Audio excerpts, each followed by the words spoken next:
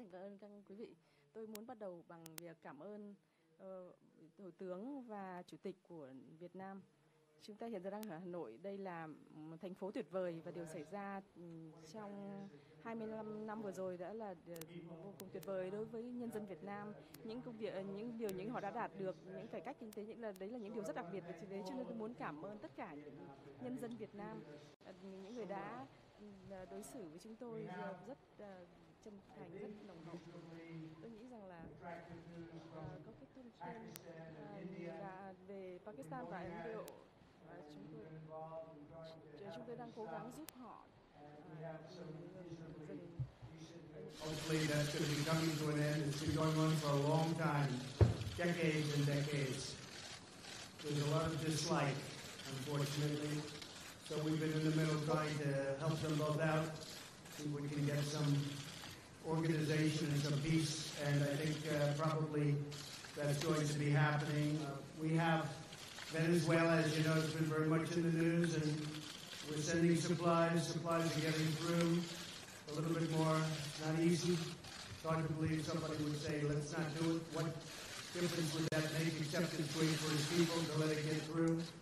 But we're sending a lot of supplies down to Venezuela. People are starving to death. And you would really think that the man in charge currently would let those supplies get through. We are getting them into some of the cities and some of the areas that need them the most, and it's not an easy job. It's very difficult, actually. On North Korea, we just left Chairman Kim.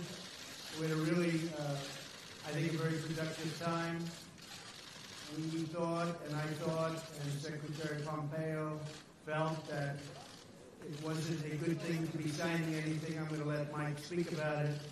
But we literally just left. We spent pretty much all day with Kim Jong-un, who is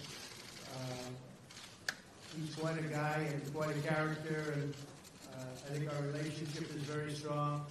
But at this time, we had some options, and at this time we decided not to do any of the options, and we'll see where that goes. But it was a very interesting 2 days, and I think actually it was a very productive 2 days. But sometimes you have to walk.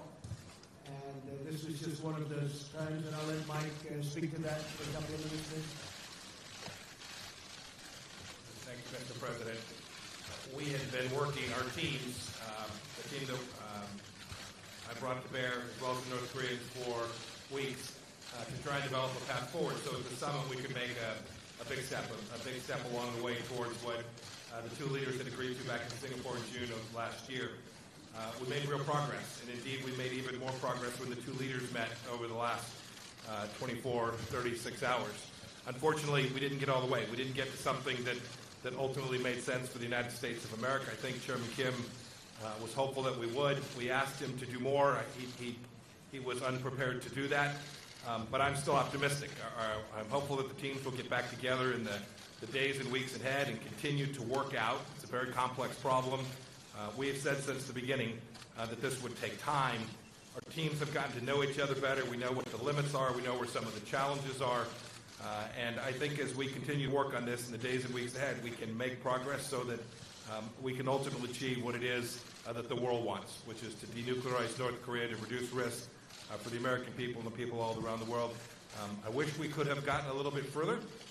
But I'm very optimistic that the progress that we made, both in the run-up to this summit, as well as the progress that the two leaders made over these past 2 days, put us in position to get a really good outcome.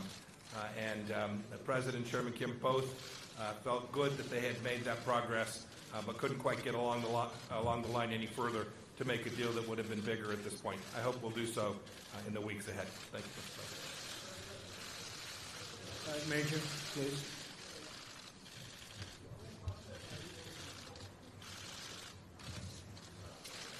Process been more difficult than you thought, and was the North Korean demand for lifting of some sanctions the real sticking point here, in that you did not want to do that and they did?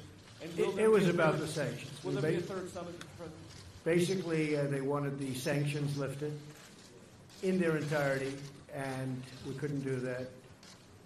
They were willing to denuke a large portion of the areas that we wanted, but we couldn't give up all of the sanctions for that. So we continue to work, and we'll see, but we had to walk away from that particular suggestion. We had to walk away from that. Will all the sanctions that are currently in existence remain, sir? They're in place. I was watching, as a lot of you folks over the weeks have said, we've given up. We haven't given up anything. And frankly, I think we'll end up being very good friends with Chairman Kim and with North Korea, and I think they have tremendous potential. I've been telling everybody, they have tremendous potential, unbelievable potential. But we're going to see. But it was about sanctions. I mean, they wanted sanctions lifted, but they weren't willing to do an area that we wanted. They were willing to give us areas, but not the ones we wanted. John?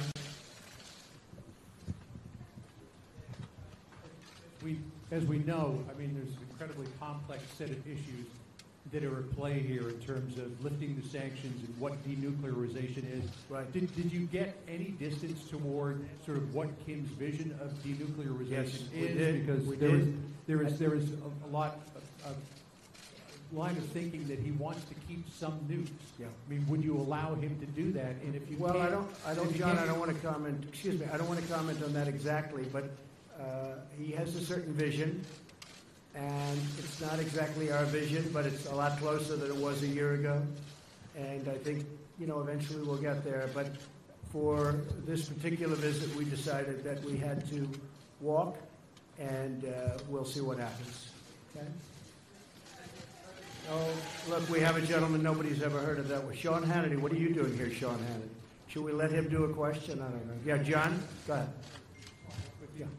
So if he wants the sanctions completely off and you want more on denuclearization, how can you bridge that gap between now and the next time you might sit down? With time, it'll be bridged, I think, at a certain point. But there is a gap. We have to have sanctions, and he wants to denuke, but he wants to just do areas that are less important than the areas that we want. We know the country very well, believe it or not. We know every inch of that country, and we have to get what we have to get, because that's a big give. Yes, Sean, please. I work in radio and TV. The mic's on. Mr. President, thank you. Mr. Secretary, good to see you. Mr. President, if you could elaborate a little bit more. We have some history. President Reagan walked away in Reykjavik. A lot of condemnation at the time, and it ended up working out very well in the end for the United States. Was this mostly your decision, what message would you want to send Chairman Kim as he's listening to this press conference about the future and your relationship?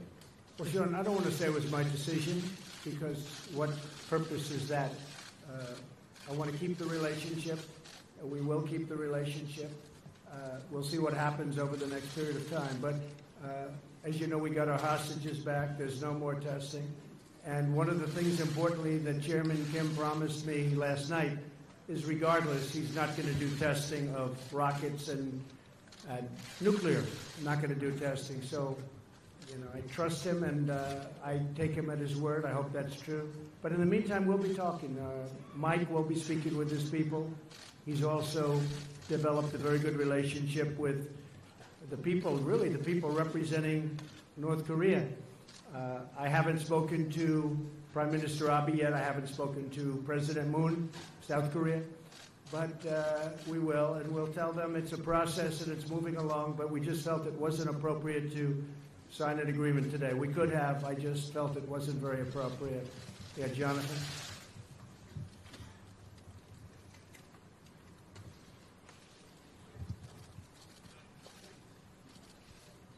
Thank you, Mr. President. Two questions, if I may. First, did you learn anything new about Chairman Kim through this meeting? And secondly, of course, while this was going on, the drama back in Washington, your former lawyer, Michael Cohen, who worked for you for 10 years, his office right next to yours, right 5 years at Trump Tower, he called you a liar, a con man, a racist. What's your response to Michael Cohen? Well, it's incorrect. And, it's very interesting because I tried to watch as much as I could. I wasn't able to watch too much because I've been a little bit busy. But I think having a fake hearing like that and having it in the middle of this very important summit, is really a terrible thing. They could have made it 2 days later or next week, and it would have been even better. They would have had more time. But having it during this very important summit is sort of incredible. And he lied a lot, but it was very interesting because he didn't lie about one thing. He said, no collusion with the Russian hoax. And I said, I wonder why he didn't just lie about that too, like he did about everything else. I mean, he lied about so many different things, and I was actually impressed that he didn't say, well, I think there was collusion for this reason or that. He didn't say that. He said no collusion. And I was, a little impressed by that, frankly. He could have gone all out. He only won about 95% instead of 100%. But the fact is there is no collusion, and I call it the witch hunt. This should never happen to another president. This is so bad for our country. So bad. You look at this whole hoax. I call it the Russian witch hunt. I now add the word hoax. It's a very, very bad thing for our country. But I was impressed with the fact that he, because the most important question up there was the one on collusion, and he said he saw no collusion. So we'll see what happens, but it was pretty shameful, I think. Yes, ma'am, please. President Trump. Go ahead. How about one of you instead of three? Well, actually, I do have the microphone, I guess, so... Excuse me. The person in the front. Go ahead. No. Not you. Excuse me. Yeah, we'll get to you. Thank you. Thank you, President Trump. Jane Tan with CNN News and Guangdong Television. What was the atmosphere like when you walk away from the negotiation table? I think it was very good, very friendly. This wasn't a walk away like you get up and walk out. No, this was very friendly. We shook hands.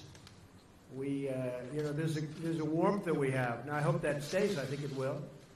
But we are, we're positioned to do something very special. This has been going on for many decades. This isn't me. This should have been solved during many presidential runs, and people talked about it. They never did anything. I get a kick out of so many people from past administrations telling me how to negotiate when they were there. In some cases, for 8 years, they did nothing. But I think the relationship was very warm, and when we walked away, it was a very friendly walk. Mike, you might want to speak to that. No, I agree. I talked with my counterparts as well. But we hope we can do more, but everyone's very focused on how we continue to build on this. We are certainly closer today than we were 36 hours ago, and we were closer then than we were a month or two before that. So real progress was made. I think everyone had hoped we could do just a little bit better, but the departure was with an agreement that we would continue to work on what has been an incredibly difficult problem. Both sides are resolved to achieve it, and everyone walked away in that spirit. And may I add, you and Chairman Kim are from very different political systems. You are from different generations, and what do you find? It's a very different system, I would say that's true. Wow, how do you find you guys in common? Because we saw the atmosphere. We just like each other. We have a good relationship. It's a totally different system, to put it mildly, but we like each other. Good relationship. Go ahead, in the back. Go ahead. Mr. President, do you think it was premature to have held the summit when all these things had not been tied down? I mean, in the White House schedule last night, it said signing an agreement today. And I wonder whether, it's a follow-up question, whether you could just sketch out what the next few months look like. Thank you. We always have to be prepared to walk. I could have signed an agreement today, and then you people would have said, oh, what a terrible deal, what a terrible thing he did. No, you have to be prepared to walk. And, there was a potential we could have signed something today. I could have 100% signed something today. We actually had papers ready to be signed, but it just wasn't appropriate. I want to do it right. I'd much rather do it right than do it fast. Yes, please, go ahead. Go ahead. Go, first, go. Yeah. You have to speak up. I'm a reporter from South Korea, and I appreciate your effort to advance denuclearization in Korean Peninsula. And could you elaborate on the options and the various ways that you discussed with Chairman Kim to advance denuclearization? Could you specify? We discussed many ways, and the denuclearization is a very important word, become a very well-used word. And a lot of people don't know what it means, but to me it's pretty obvious. We have to get rid of the nukes. I think he's got a chance to have one of the most successful countries rapidly, too, on Earth. Incredible country, incredible location. You're right between, if you think of it, you have on one side Russia and China, and on the other you have South Korea. And you're surrounded by water, and among the most beautiful shorelines in the world. There's tremendous potential in North Korea, and I think he's going to lead it to a very important thing economically. I think it's going to be an absolute economic power. Yes, go ahead, please. Go ahead, yeah. President David Sanger from New York Times. I know that. 6 months ago when you spoke, or 8 months ago in Singapore, you said if you didn't have something in 6 months, we should come back and ask you about it. In that time, you have seen Chairman Kim increase the number of missiles he's produced and continue to produce more nuclear material. And that's been a pressure point on you because he's showing that the arsenal is getting larger while this is going on. Well, some people, David, are saying that, and some people are denying that. They have shots from above, way above, and some people are saying that, and some people aren't. But I could have taken that out today, but I think you and others would have said we didn't get enough for what we'd be giving up. So, and don't forget, we're partners with a lot of countries on this, if you think about it, with the sanctions. We have a whole big partnership with the United Nations and many countries, including Russia, China, and others. And then, of course, South Korea is very important to this whole thing. In Japan, I don't want to do something that is going to violate the trust that we've built up. We have a very strong partnership. So can you just give us a little more detail? Did you get into the question of actually dismantling the Yongbyon complex? Yes, absolutely. And does he seem willing ultimately Totally. to take all of that out? Sure, totally. He does. He just wants all the sanctions off first. He would do that, but he wants the sanctions for that. And as you know, there's plenty left after that. And I just felt it wasn't good. Mike and I spent a long time negotiating and talking about it to ourselves. And just, I felt that that particular, as you know, that facility, while very big, it wasn't enough to do what we were doing. So he was willing to do Yongbyon, but you wanted more than that, I assume? We had to have more than that, yeah. We had to have more than that. Because there are other things that you haven't talked about, that you haven't written about, that we found, and we have to have. That was done a long time ago, but the people didn't know about. Including and the uranium, including the second uranium enrichment plant. Exactly. And we brought many, many points up that I think they were surprised that we knew. But we had to do more than just the one level, because if we did the one level and we gave up all of that leverage, it's been taking a long time to build. So and I want to take, by the way, to take out that second. David, I want to take off the sanctions so badly because I want that country to grow. That country has got such potential, but they have to give up. Or we could have done that deal. Mike, you want to speak to that? Only David. There are also timing and sequencing issues that were associated with that as well, which we didn't quite get across the finish line as well. But remember, too, even that facility, even the Yongbyon facility, and all of its scope, which is important for sure, still leaves missiles, still leaves warheads and weapon systems. So there's a lot of other elements that we just couldn't get to. And the listing of all of them. Yes, sir, and a declaration. So all of those things we couldn't quite get there today. Go ahead. Thank you, Mr. President. Thank you. I just wanted to clarify, when you talk about what you would be willing to give up all of the sanctions for, are you still thinking that you want North Korea to give up everything, to do complete, verifiable I don't want to say that before you lift sanctions? Yeah, it's a good question. I don't want to say that to you because I don't want to put myself in that position from the standpoint of negotiation. But, we want a lot to be given up. And we're giving up. And we'll have to, we'll be helping them along economically, us and many other countries are going to be helping. They're going to be in there. They're prepared to help. I can tell you Japan, South Korea, I think China, so many. And speaking of China, we're very well on our way to doing something special, but we'll see. I mean, I am always prepared to walk. I'm never afraid to walk from a deal. And I would do that with China, too, if it didn't work out. Are you concerned if you're not able to reach an agreement that the testing will start again, or that while all of this time well, he said the testing, continuing to develop their program? He said the testing will not start. He said that he's not going to do testing of rockets or missiles or anything having to do with nuclear. And all I can tell you is that's what he said, and we'll see. Yes, go ahead, please. Go ahead, please, in the back. Red, in the red. Thank you, Mr. President. Yes, thank you. Jessica Stone from CGTN. I have a question about China, as you were talking about. You talk about China being willing potentially to help economically, and the fact that you've talked or will talk to Presidents Moon and Prime Minister Abe. How would you describe China's role in facilitating the engagement that's happened so far between Pyongyang and Washington? I think China's been a big help, bigger than most people know. On the border, as you know, 93% of the goods coming into North Korea come through China. So there's a great power there. At the same time, I happen to believe that North Korea is calling its own shots and not taking orders from anybody. He's a very strong guy, and they're able to do things that are pretty amazing. But 93% still coming from China. China has an influence, and China's been a big help. And Russia's been a big help, too. As you know, there's a pretty small part of the border, but nevertheless significant, about 28 miles. And things can happen there, too, and they've been a help. Yes, go ahead. Thanks, President. Jen Chen with Shenzhen Media Group of China. In your meeting with Chairman Kim this morning and yesterday, did the topic of China come up? If so, what can you share with us today? And you probably will have the end of Mar-a-Lago summit in March with Chinese President Xi Jinping. What would you like accomplished with your agenda regarding China at that time? Thank you. We did talk about China today a lot, and he's getting along with China, and so are we. And we are, we're right now, you look at what's happened to our country. We picked up trillions and trillions of dollars of net worth. Our stock market is almost at its all-time high.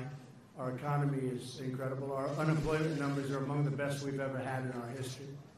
Individual groups like African American, women, you just take a look at any group, Hispanic, you saw that, just came out, the best in history, African American, best in history.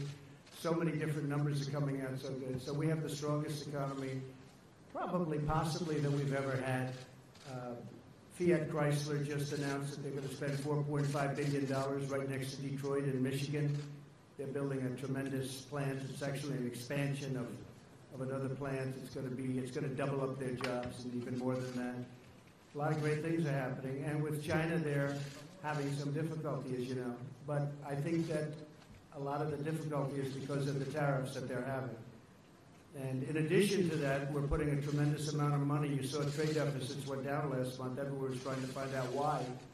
Well, we're taking in a lot of tariff money, and it's going right to the bottom line, and it has reduced the trade deficit. So we'll see what happens with China. I think we have a very good chance. Their numbers are down, but I don't want that. I want their numbers. I want them to do great. But we've been losing anywhere from $300 to $500 billion a year with China for many, many years. And again, like other things, many presidents should have done this before me, and nobody did. So we're doing it. Go ahead, please. Right here, this gentleman. Chado Carroll from NK News, specialist in North Korea news. What's your message for President Moon, who's effectively reached the glass ceiling as far as inter-Korean cooperation is concerned due to sanctions? And what's next for U.S. ROK military drills? Well, I like President Moon very much. We have a great relationship. Believe it or not, I have a great relationship with almost every leader. A lot of people find that hard to understand, but I do. But some take advantage of our country like you wouldn't believe. And when they know I know it, which I know in every case, maybe it sort of freezes them up a little bit. But we do. We have a lot of good relationships. We'll be calling President Moon very soon as I get by the phone on the plane. And he'll be one of the first calls. I'll be calling Prime Minister Abe of Japan, telling him about where we are and what we're doing. But I'll be making those calls. No, he's working very hard. President Moon is working very hard. He'd love to see a deal. And he's been very helpful. Okay? Thank you.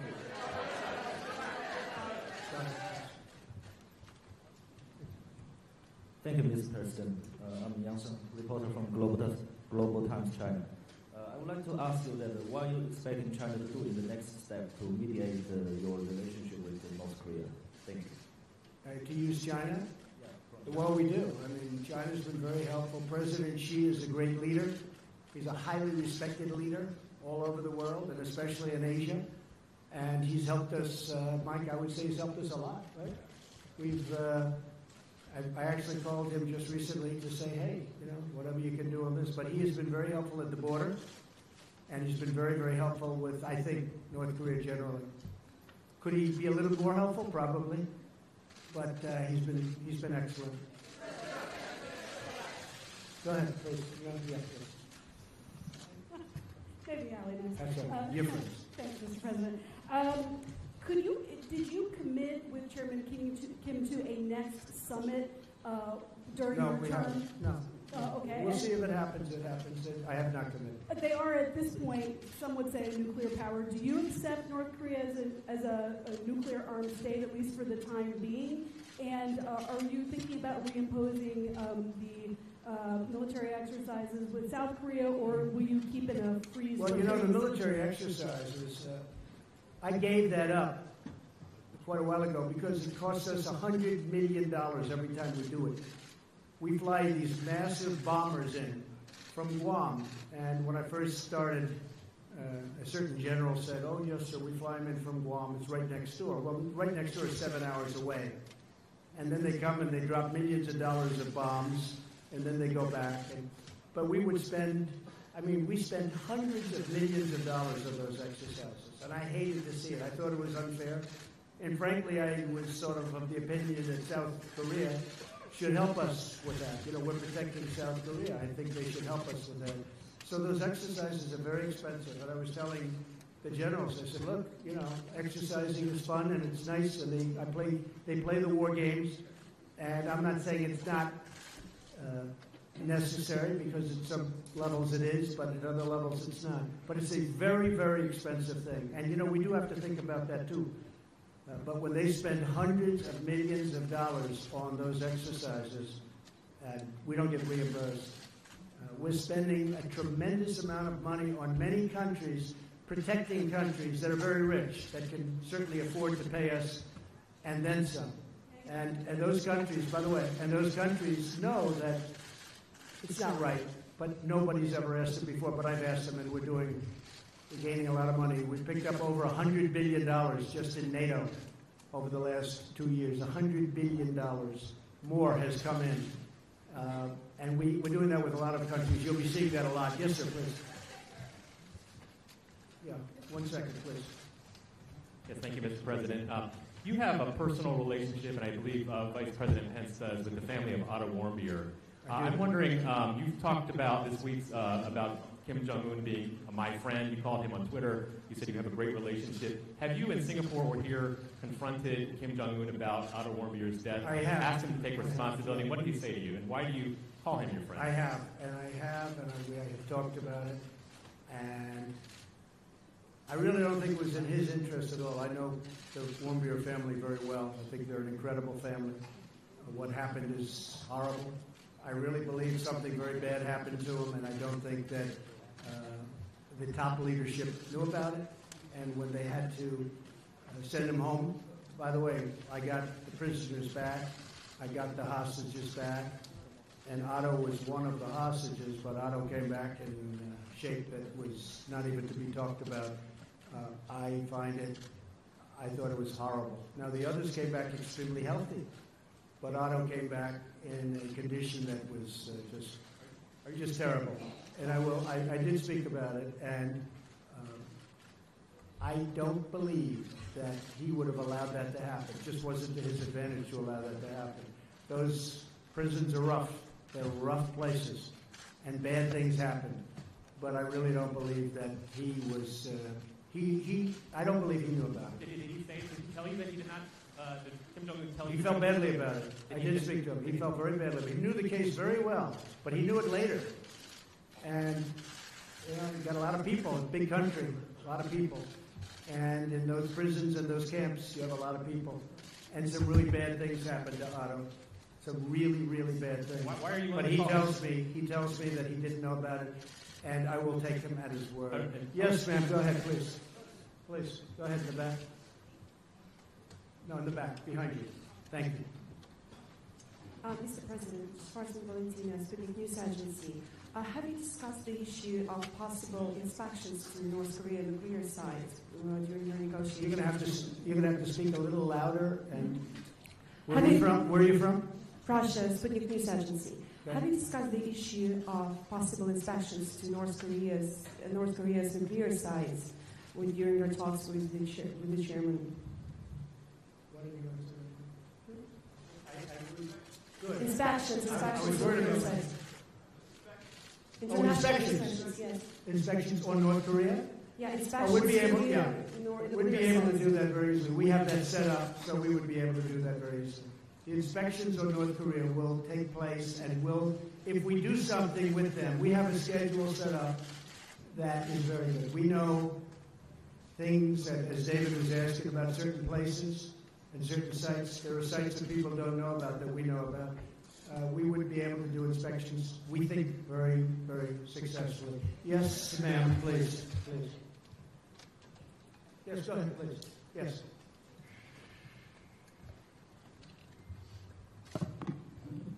Thank you, Mr. President. A lot of people here, by the way. Yeah, a big group of people.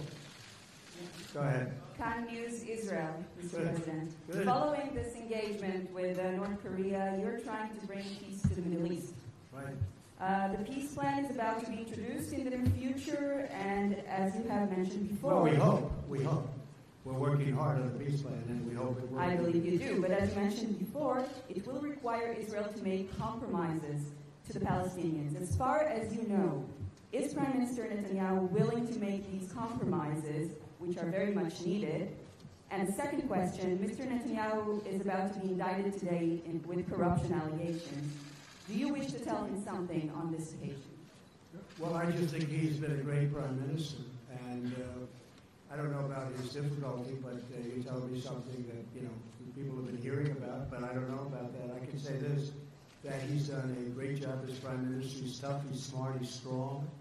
He is very defensive. His military has been built up a lot. They buy a lot of equipment from the United States, and they pay for it. Of course, we give them tremendous, as you know, subsidy also. $4 billion is a lot each year. But they've been very, very good. They've been incredible, actually, in many ways. But there is a chance for peace between Israel and the Palestinians. And, it's interesting. All my life, I've heard that the toughest of all deals, when they talk about tough deals, we all like deals, but the toughest of all deals would be peace between Israel and the Palestinians. They say it's like the impossible deal. I'd love to be able to produce it. We'll see what happens. We were paying the Palestinians a lot of money, and I ended that about 2 years ago because they weren't saying the right things. And I said, why would we pay somebody that's not saying nice things about us and not really wanting to go to the peace table? And they've been much better, and we'll see what happens. But I think we have actually a good shot at peace between Israel and the Palestinians. Yeah, go ahead, please, sir. Mr. President, I'm from China. My question is, do you still believe it is possible that the North Korea and U.S. relation could be like the U.S. and the Vietnam relation in the future? Do you have to go again? Do you still believe that it is possible the relation between U.S. and North Korea in the future could be like the relation between U.S. and Vietnam? Yeah, I think we're going to have, and we have very, very good relations. And by the way, speaking of, you mentioned Japan, we have a lot of good things happening with Japan. We have trade talks started. For years, Japan has been sending millions and millions of cars in, and as you know, it's not been a very fair situation for the United States. We're starting trade talks with Japan. They actually started about 3 months ago, and I think we'll have a very good deal for the United States. But that's been a very unfair situation. Prime Minister Abe understands that, and that's fine. Yes, sir, please. Back there. Thank you, Mr. President. I'm Jin Shang with Shanghai Media Group. Do you think the next meeting could be soon or it might take some time? Well, I can't tell you. I mean, it might be soon, it might not be for a long time. I can't tell you. I would hope it would be soon, but it may not be for a long time. I could have done a deal today, but it would have been a deal that wouldn't have been a deal that it would have been something that I wouldn't have been happy about. Mike would not have been happy about. We had some pretty big options, but we just felt it wasn't appropriate, and we really want to do it right. Yes, in the back, in the back. Yes, ma'am, please. Debbie Edward, ITV News. At which point did it become clear to you that you wouldn't be getting a deal here in Hanoi? The language from yourself and Kim Jong-un was very positive last night and even this morning. Therefore, was it a mistake to No, I think the language was good all throughout. The language has been good even now, but I don't go by language because we had probably the toughest language in the history of diplomacy, if you call it diplomacy, at the beginning, and yet we became very friendly. I don't believe there was any tougher language ever than that. But again, this was something that should have been handled by other presidents long before me, and long before they had the kind of power that they have. But it wasn't. It should have been done by many. I'm not just blaming the Obama administration, which, by the way, it did nothing, absolutely nothing on North Korea. It allowed things that happened and to happen that were very inappropriate. But I'm not blaming the Obama administration. I'm blaming many administrations. Something should have happened. But I don't think the rhetoric's been bad at all. Initially it was horrible, but now it's been very good. All right, one more. Thank you. Go ahead, please. Please, go ahead. Go ahead. South Korean media here. I'd like to ask you, you said that we do not particularly know when there will be North Korean leader will be willing to come to the table and take the actions that's been required. If that's the case, would the U.S. be willing to strengthen the sanctions and perhaps put the pressure on North Korea to move forward? I don't want to comment on that. I can just tell you this, that we have very strong sanctions. I don't want to talk about increasing sanctions. They're strong. They have a lot of great people in North Korea that have to live also, and that's important to me. And I would say this, my whole attitude changed a lot because I got to know, as you know, Chairman Kim very well, and they have a point of view also. So I don't want to really talk about that. I just think that hopefully for the sake of South Korea, for the sake of Japan, and frankly for the sake of China, I was talking to President Xi, who really is a man that gets the respect of a lot of people. I say you can't love having a nuclear state right next to China. And he doesn't. He really doesn't. He would like to see that problem solved too. So that's it. Well, ladies and gentlemen, I'm about to get on a plane and fly back to a wonderful place called Washington, D.C. So thank you very much. Thank you. Thank you, fellas. Thank you.